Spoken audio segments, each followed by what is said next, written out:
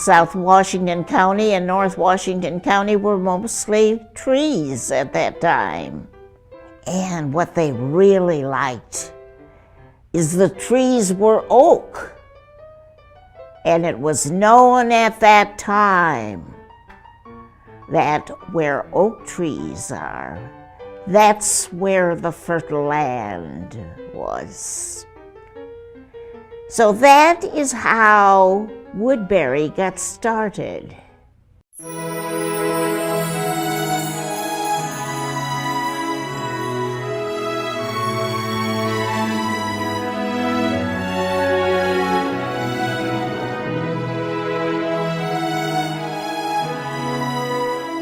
My great-great-grandfather was the first Shillington who came there in 1856. So I am the fifth generation. Woodbury was a community that had a lot of dairy cows in it. It was close to the metropolitan St. Paul area.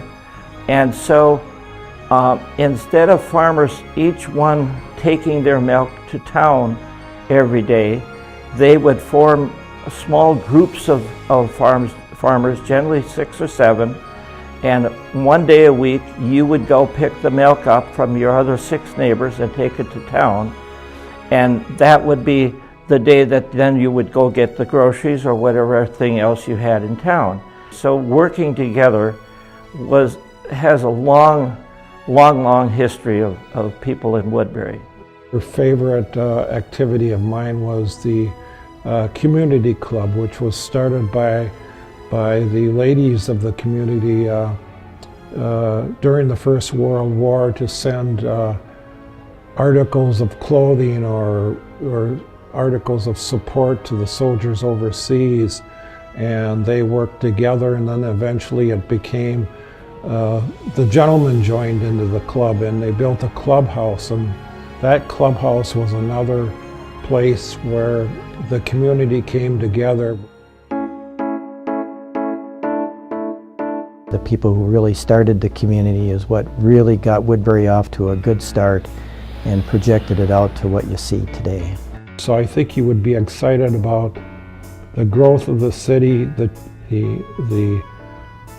new things that are coming to the city that offer new opportunities for helping neighbors and serving.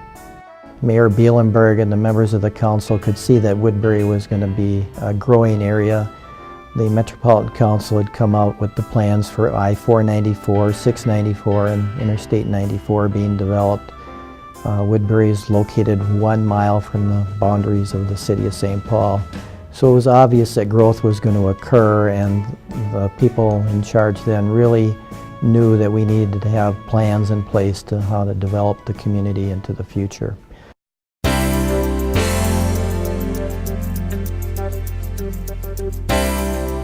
When we talk about a culture of servant leadership, I also tied into that for Woodbury is our sense of community. I think that that's part of our foundation of greatness as well. Maybe 3-4 years ago at a Heritage Society gathering, as part of a project, a Girl Scout had done research on how the names of all the streets of Woodbury came about. And she went through the streets and she explained Bielenberg Drive, and then she said that people thought of him as a humble man, and I thought that was amazing to have her say that, and I took great pride in it, and I always try and remember to be humble like he was.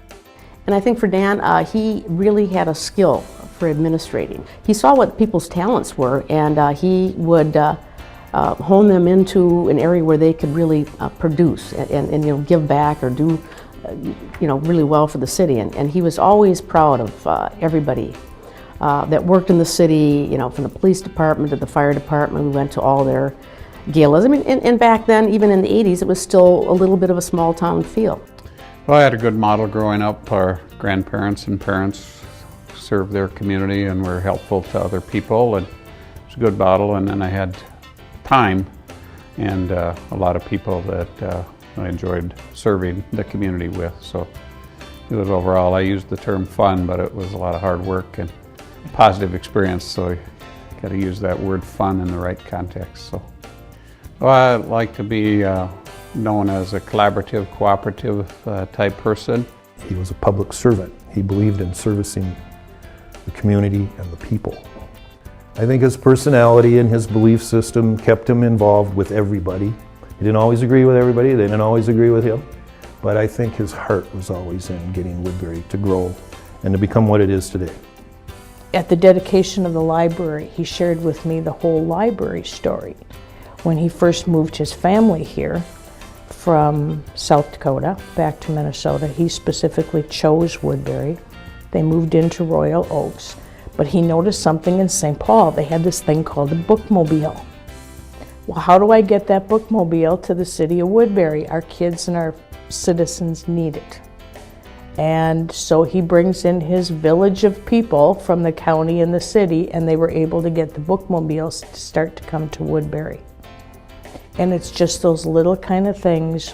What does my community need? What do I want for my family?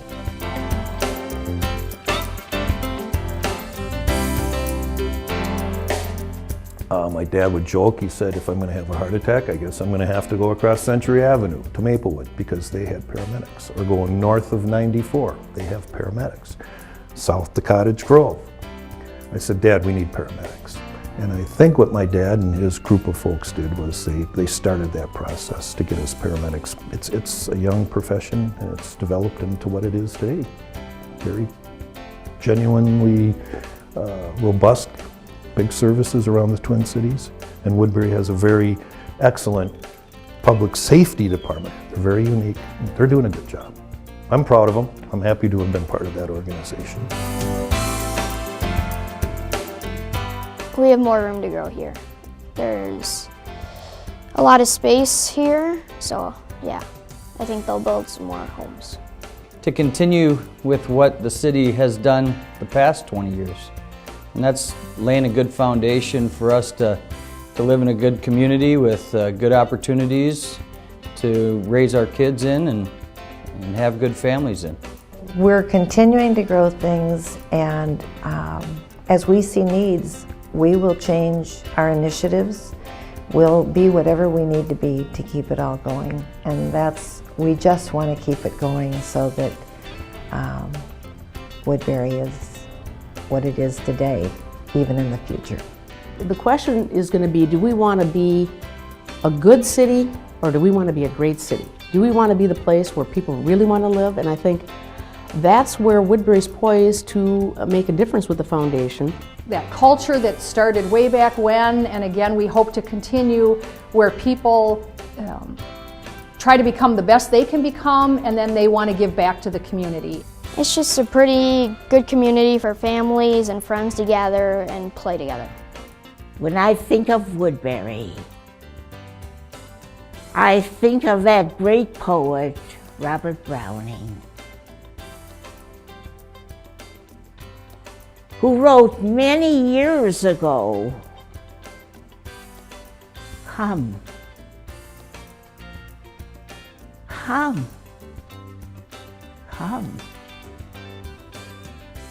Grow old along with me. The best of life is yet to be."